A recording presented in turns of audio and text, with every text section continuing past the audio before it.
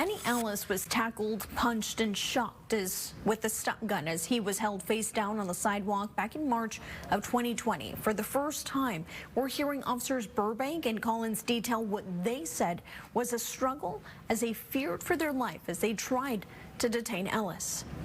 It was a cold and late night when Tacoma officers Christopher Burbank and Matthew Collins say they first spotted 33-year-old Manny Ellis in the middle of the street back on March 3rd, 2020. He was at the passenger door working the handle, and the vehicle was kind of trying to turn left, slowly move around him without hitting him, and then took off.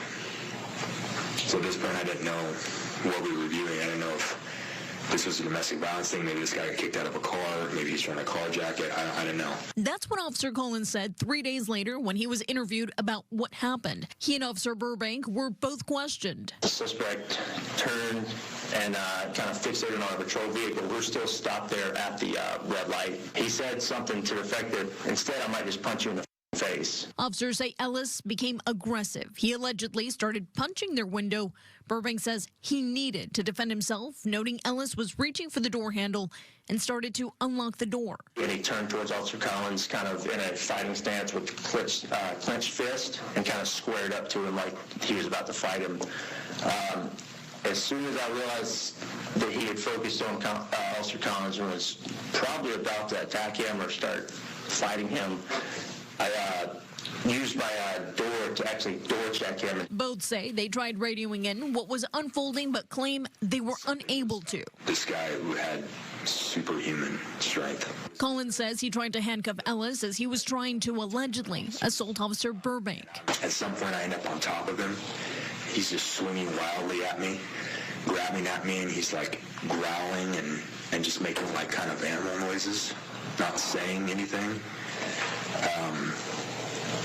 And I'm striking him now while he's on the ground, but it's having no effect. Officers claim Ellis didn't feel their blows. Collins says he even knocked him on his back. Burbank tased him at least 4 times, alleging Ellis only locked up a few moments before he became combative again.